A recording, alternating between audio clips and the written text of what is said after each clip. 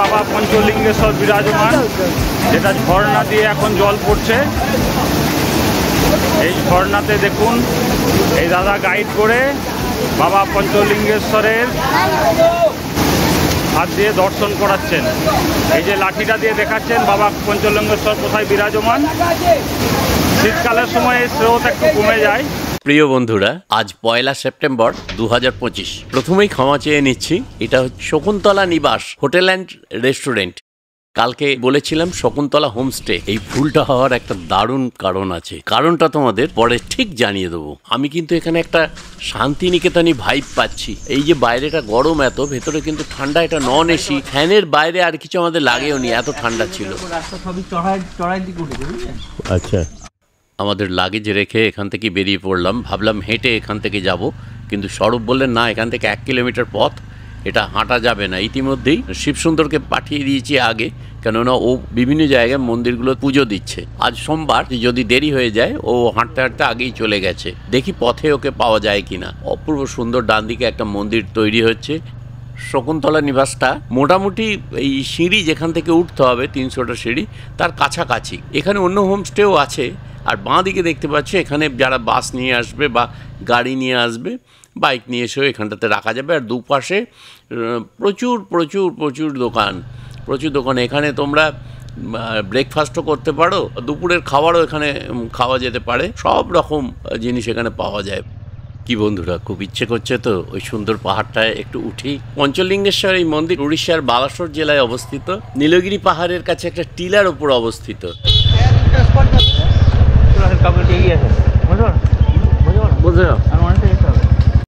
আমরা এখন স্বরূপের TVS 110cc motor সাইকেলে 3 জন এইভাবেই এগিয়ে যাচ্ছি।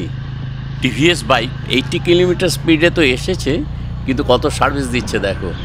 কিভাবে আমরা যাচ্ছি, এইভাবে যাচ্ছি। আর স্বরূপ হচ্ছে প্রচণ্ড এনার্জেটিক, যেটা করবে বলবে সেটা করবেই সে। প্রায় 1 কিলোমিটার পথ আমাদের হাঁটতেই দিল না। এবারও বাইকটা কোথায় রাখবে দেখি। আমরা পাহাড়ের রাস্তায় উঠছি, এটা উপর দিকে উঠছি, চড়াই রাস্তা। আমাদের সদরঘাটের ব্রিজের থেকে বেশি চড়াই না দোকান। হ্যাঁ, আমাদের সদরঘাটের ব্রিজের থেকে বেশি চড়াই না। 100cc, এই যে 100cc বাইকে লোকে বলে 100cc তারপরে লাদাখ চলে যাবে। এইখানে স্বরূপবাবু একদম লাদাখ, সেই গাড়ি নিয়ে যেতে হবে। আমাদের প্রোগ্রাম করবো এবার, সত্যি তাই। ওই যে পঞ্চলিঙ্গেশ্বরের গেট দেখা যাচ্ছে, এখানে দাঁড়িয়ে একটা সেলফিও তুলে নিলাম। আর রাজা ওখানে পুজো নৈবেদ্য কিনছে। ঠিক এই পয়েন্ট থেকে ওপরে ওটা শুরু হবে, প্রায় 300টা সিঁড়ি আছে। তো আমরা 3 জন উঠলেও শিবসুন্দরকে আগে ছেড়ে দেবো, আর আমি আর স্বরূপ ধীরে ধীরে ওপরে উঠবো। একটু উঠেই পাহাড়ি ঝর্ণা দেখে খুব আনন্দ হলো। দেখি নিচের দিকটা, দেখি কেমন লাগছে। কি সুন্দর ঝর্ণার জল নেমে যাচ্ছে। স্বরূপ একাই চলে যেতে পারতো উপরে, কিন্তু আমাকে সঙ্গ দেবার জন্য নিচে থেকে গেল, আর রাজা ওপরে উঠে গেল। সিঁড়ির স্টেপ খুব সুন্দর, উঠতে কোনো অসুবিধাই হচ্ছে না। খুব সুন্দর সিঁড়ি। হ্যাঁ, সিঁড়ি স্টেপস এমনই যে কোনো মানুষের যাদের অসুবিধা। আমরা হেঁটে উঠছি।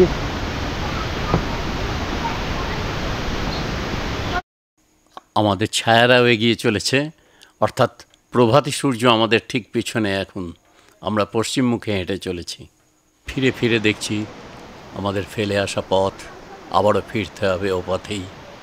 জলরাশি নেমে আসছে পাহাড়ের খাঁজ থেকে, পাহাড়ের উপর থেকে শত শত স্রোত নিয়ে সে এগিয়ে আসছে। আগেই বলেছি তোমাদের, বালাসোর রেলওয়ে স্টেশন থেকে এই পঞ্চলিঙ্গেশ্বর হলো 30 কিলোমিটার। হোমস্টে বা হোটেল, তাদের গাড়ির ব্যবস্থা আছে। বুক করলে বালাসোর স্টেশন থেকেই হোটেলে নিয়ে চলে আসবে। বলি যে বালাসোর উড়িষ্যার উত্তরে অবস্থিত। এটা তো উপকূলীয় জেলা, প্রাচীন কলিঙ্গের একটা অংশ ছিল, যা পরবর্তীকালে মুকুন্দদেবের মৃত্যুর আগে পর্যন্ত তোষাল বা উৎকলের অঞ্চল হয়। 1828 সালের অক্টোবরে বালাসোরকে একটি পৃথক জেলা হিসেবে তৈরি করা হয়। আর এই যে জলরাশি, এই জলরাশির মধ্যেই 5টা শিবলিঙ্গ আছে, ডুবে আছে। পুরোহিতরা পুণ্যার্থীদের এটা স্পর্শ করান।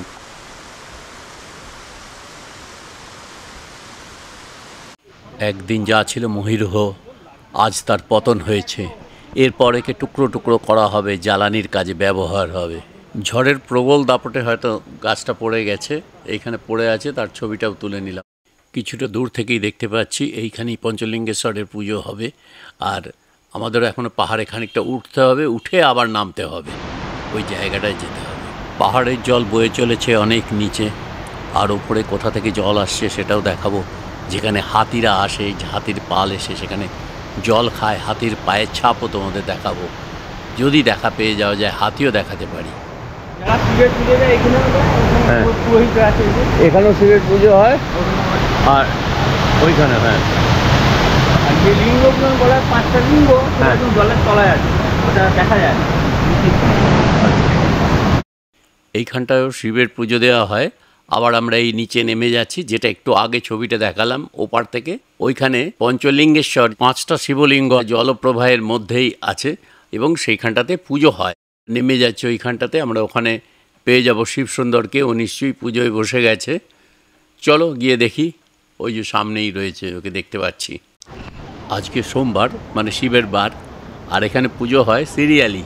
যেমন এখন যারা বসে আছেন, এরপরে শিবসুন্দর বসবে এইভাবেই। আর এখানে আর একটা ব্যাপার, পুরোহিতদের কোনো ডিম্যান্ড নেই, তুমি যা দেবে সেইভাবে। বিভিন্ন জায়গায় বিভিন্ন রকম থাকে, তো এখানে ওই সমস্ত কিছু নেই। এখানে খুব নির্বিঘ্নেই যে একটা দল উঠে গেল, এইবার শিবসুন্দর বসছে পুরোহিতের সামনে। পুজো শেষে এভাবেই শিবকে স্পর্শ করতে হয়, তবে খুব রিস্কের ব্যাপার, তাই এই জলটা মাথায় ঠেকিয়ে নেওয়াটাই ভালো, নইলে একটু অন্যমনস্ক হলেই পা পিছলে যাবে। এই গেঞ্জিটা আজকে পরে চলে এলাম, পাহাড়ে তো যেতে পারিনি, এটাও পাহাড়, এটাও একরকম পাহাড়। চলো, এখানে আমরা দুজন বসে আছি, বলার আছে? বলার একটাই, এক পলকের একটু দেখা, আরো একটু বেশি হলে ক্ষতি কি? যদি কাঠের প্রহর পাশে বসে মনের দুটি কথা বলি, ক্ষতি কি?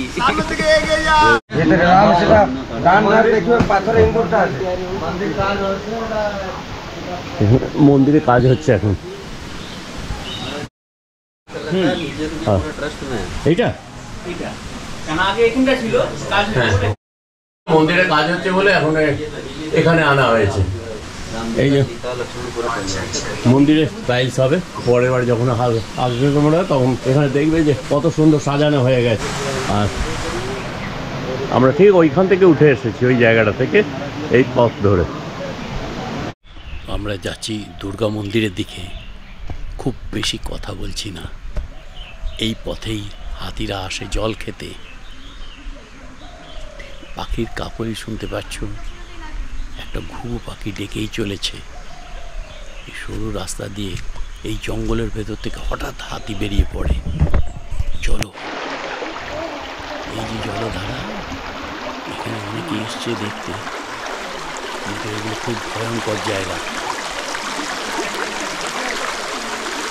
ছবি তুলছি, কিন্তু সাবধানে থাকতে হচ্ছে। কেন? চলো দেখাই।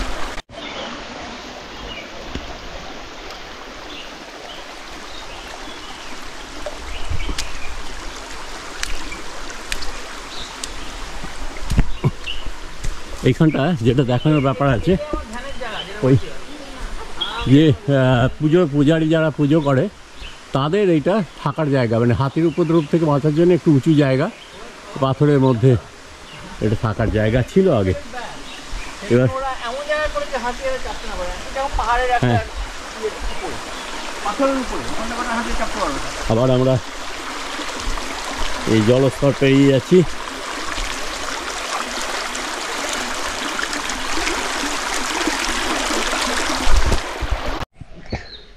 বুঝতে পারছো, হাতি এই দিকটা দিয়ে আসে। হ্যাঁ, এই জলেতে ওরা জল খেতে আসে, ঠিক এইখানটাতে। আর ওইটা হচ্ছে দুর্গা মন্দির। আর পেছনে পাহাড়টা কি? এই সব হচ্ছে আপনার কুলডিয়া ওয়াইল্ড লাইফ। আচ্ছা, পঞ্চলিঙ্গেশ্বর পাহাড়ি বলা হয়। হ্যাঁ, আর কুলডিয়া ওয়াইল্ড লাইফের মধ্যে। মনটাকে ফ্রেশ করতে সপ্তাহ শেষে যদি রাইড করতে চাও, আমাদের সঙ্গে চলে এসো, খুব ভালো লাগবে। মানে শক্ত মাটি খুব একটা বসেনি, কিন্তু তারই মধ্যে দেখা যাচ্ছে এখানে স্লিপও খেয়েছে হাতি।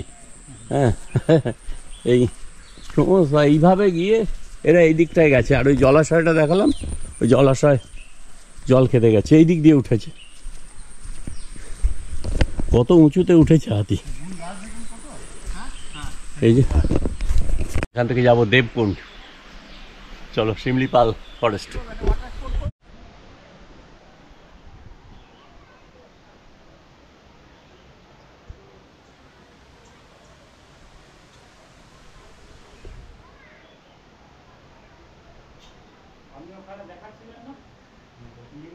এবার আমরা ফিরে চলেছি। দেখেই বোঝা যাচ্ছে কতটা উপরে উঠছিলাম।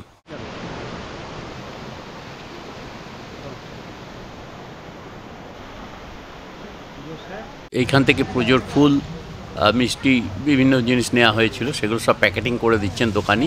আর চারিদিকে দেখো কত দোকান। আর এখানে মোটরসাইকেল যেগুলো দেখছো, এগুলো পাবলিকের নয়, সব এখানে দোকানদারদের। এখানে বাস রাখতে পারবে, গাড়ি রাখতে পারবে, মোটরসাইকেল রাখতে পারবে, রেখে তোমাকে হেঁটে যেতে হবে। এই চত্বরে প্রচুর দোকান, চপ, মুড়ি, বড়া, পুরি, কচুরি, সমস্ত কিছু পেয়ে যাবে। আর দেখো চারিদিকে কত হোটেল জঙ্গলের ফাঁকে ফাঁকে। আমাদেরও ইচ্ছে হলো একটা হোটেলে একটু দাম টাম জিজ্ঞেস করি। আমরা ঢুকে পড়লাম একটা হোটেল, ঠিক পাহাড়ের নিচেই যে হোটেলটা, গুরুশক্তি। দেখি ওনাদের সাথে একটু কথা বলি। আচ্ছা, আপনাদের এখানে হোটেলে ঘর পাওয়া যায়? हाँ अंदर पाई जाए। কিরম রেটটা একটু বলবেন? এসি কত, নন এসি কত? रेटटा नन एसी আছে 800 টাকা থেকে শুরু। হ্যাঁ। আর ও বালকনি वाला ভিউ রুম, সব ভিউ রুম আছে। হ্যাঁ। আর এসি রুম 1200 টাকা থেকে 1200 টাকা আছে, 1400 টাকা। সেকেন্ড ফ্লোরে 1400 টাকা আছে, ফার্স্ট ফ্লোরে 1200 টাকা AC room double bed. Of সিজনে কত? অবশ্যই এমনি ডিসকাউন্ট, थोड़ा बहुत ডিসকাউন্ট হয়ে যাবে। এখানে সিজন কোন সময়টা? দশহরা থেকে হোলি তক। আচ্ছা, থ্যাংক ইউ। এসি ঘর নিচেই দেখে নিচ্ছি, সামনে বারান্দা আছে। এখন আমাদের উপরে ওঠার সময় নেই, একটু লাইটটা কাইন্ডলি জ্বালিয়ে দিন। এই যে ঘরটা দেখছি না, লাইটটা, এই ঘরটা বলুন, এটা কত দাম? 800 টাকা এটা বলছেন। একটু দাম করলে এটা একটু করা যাবে, একটু করা যাবে। হ্যাঁ, বাথরুমটা ওদিকে না? বাথরুম আছে এই সাইডে, বালকনি আছে। ও, এটা ব্যালকনি আছে? বাহ, ও এটা তো ব্যালকনি আছে। আর ব্যালকনি থেকে একদম ওই বাস স্ট্যান্ড হয়ে ওই যে পঞ্চলিঙ্গেশ্বরের পাহাড়টা দেখা যাবে। এদিকে পরপর ব্যালকনি দেখো, ওপরেও এইভাবে দেখিয়ে দিই। হ্যাঁ, আর এই দিকটাও পাহাড়ের ভিউটা পাওয়া যাবে। আর এখানে নতুন একটা মন্দির তৈরি হচ্ছে, এইটা জগন্নাথ মন্দির। হ্যাঁ, এই হলো আমাদের শকুন্তলা নিবাস। কেন হোমস্টে বলেছিলাম সেটা নিশ্চয়ই বিকেলের মধ্যে তোমাদের জানিয়ে দেবো। আর কোনো অংশে কম নয়, এটা কিছুটা কটেজের মতো, বেশ ঠান্ডা। আম্রকুঞ্জ রয়েছে, এদের গাড়ি রয়েছে, এখানে ডাইনিং স্পেস। এইটা পরে নিলাম, গেঞ্জি পরে, জ্যাকেটটা পরলাম না, জ্যাকেটটা ঢুকিয়ে নিলাম। প্রচণ্ড গরম, রোদ উঠেছে। 301.1 হয়েছিল, 301.1 কিলোমিটার হয়েছিল। আজকে 9:53 বাজছে। এইখান থেকেই শুরু করছি ট্রিপ। এটা 0 করে নিচ্ছি। এক্ষুনি ভুলে গিয়েছিলাম, দিয়ে ধপাস করে পড়ে গেল মাটিতে, কিচ্ছু হয়নি। আমরা বেরিয়ে পড়লাম আমাদের যেখানে ছিলাম কাল রাত্রে, সেখান থেকে। এবার আমরা শিমলিপালের দিকে যাচ্ছি, যেতে 12:30 বেজে যাবে। এই মুহূর্তে বালাসোর ডিস্ট্রিক্ট থেকে আমরা পেরিয়ে চলে যাব ময়ূরভঞ্জ ডিস্ট্রিক্ট। দেবকুণ্ড যাচ্ছি, বাড়িপদা রেলওয়ে স্টেশন রোড, সেটা থেকে গিয়ে আমরা উদালা বাড়িপদা রোড হয়ে যাব। আচ্ছা, নীলগিরি পাহাড় আর দূরে চূড়া দেখা যাচ্ছে জগন্নাথ মন্দির।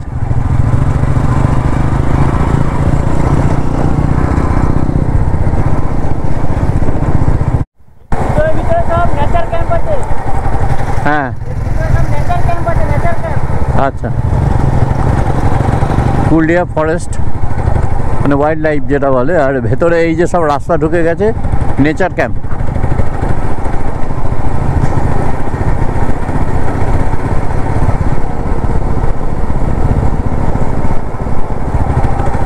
খুব সুন্দর একটা, এই যে দেখছো এই ভেতরে খুব সুন্দর একটা ফরেস্টের ভাইব। 22 কিলোমিটার, 22.5 কিলোমিটার চলে এলাম, 10:39 বাজে। আচ্ছা, এখান থেকে উল্টা সোজা যাচ্ছে রাজব্রহ্মপুর, এদিকে যাচ্ছে। কোন দিকে যাবো? আচ্ছা বড় ড্যাম আছে ঋষিয়া ড্যাম, আচ্ছা তার ইয়েতে ঋষিয়া নেচার ক্যাম্প আছে। আচ্ছা। সব কুলডিয়া ফরেস্ট তো ড্যামটা কত দূরে? হ্যাঁ ড্যাম কত দূরে? এটা ফরেস্টের আন্ডারে, আচ্ছা। ফরেস্টের মানে আর কি এন্ট্রি করে যেতে হয়। এখন বন্ধ আছে তো ফরেস্ট, শিমিলিপাল কুলডিয়া ফরেস্ট সব বন্ধ আছে। আচ্ছা আচ্ছা। 1 মাস পরে খুলবে। শিমলিপাল কুলডিয়া ফরেস্ট সব বন্ধ আছে, 1 মাস পরে খুলবে। এখানে একটা ড্যাম আছে।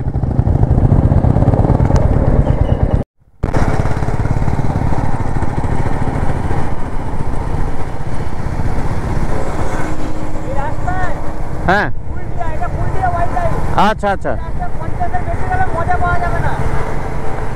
আচ্ছা। আনন্দ নেওয়া যাবে না। প্রিয় বন্ধুরা, আমরা এখন আছি উদালা বাড়িপোদা রোডে, যাচ্ছি দেবকুণ্ড, শিমলিপাল ন্যাচারাল পার্কের অন্তর্ভুক্ত। কিন্তু শিমলিপাল ন্যাচারাল পার্ক, কুলডিয়া বনাঞ্চল সমস্ত কিছু এখন ওয়াইল্ড লাইফকে ডিস্টার্ব না করার জন্যে বন্ধ থাকে সাধারণ মানুষের প্রবেশের জন্যে। কারণ মানুষ তো সবসময় বিরক্তই করে পশুদের, খাঁচার ভেতর বাঘ দেখে তাকে খুঁচোতে যায়।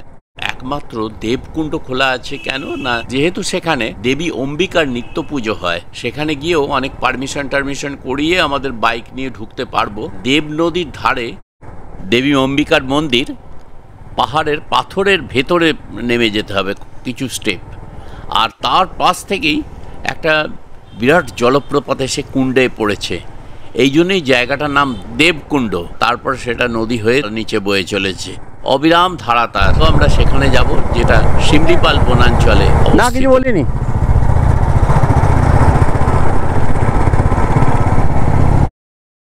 অতি প্রাচীন একটা ব্রিজ পেরিয়ে যাচ্ছি। এই ব্রিজের নিচে বয়ে চলেছে বুড়িবালাম নদী। বন্ধুরা, মনে আছে তো বালেশ্বর সংগ্রাম, বুড়িবালামের যুদ্ধ, ইংরেজদের বিরুদ্ধে যতীন্দ্রনাথ মুখোপাধ্যায়, বাঘা যতীন। কেউ কোনোদিন ভুলতে পারে? সেই স্বাধীনতা সংগ্রামীদের আমরা ভুলতে পারি না। তারা আমাদের মননে আছেন, জীবনে আছেন, ভাবনায় আছেন। তাদের নিয়েই আমাদের এই পথ চলা। দেবকুণ্ড 40 কিলোমিটার ডান দিকে। বন্ধুরা, আমাদের রাইড চলবে, কিন্তু এই রাইডের সঙ্গে কন্টিনিউয়াস তোমাদের রাখলে তোমাদের ধৈর্যচ্যুতি ঘটবে। এটা এপিসোড 3, প্লিজ এপিসোড 1 আর 2 দেখে নিও। এপিসোড 4 আসছে। যদি ভিডিওটা ভালো লেগে থাকে লাইক কমেন্ট দিও। যারা নতুন তারা প্লিজ স্টাডি রাইডের চ্যানেলটা সাবস্ক্রাইব করে দিও।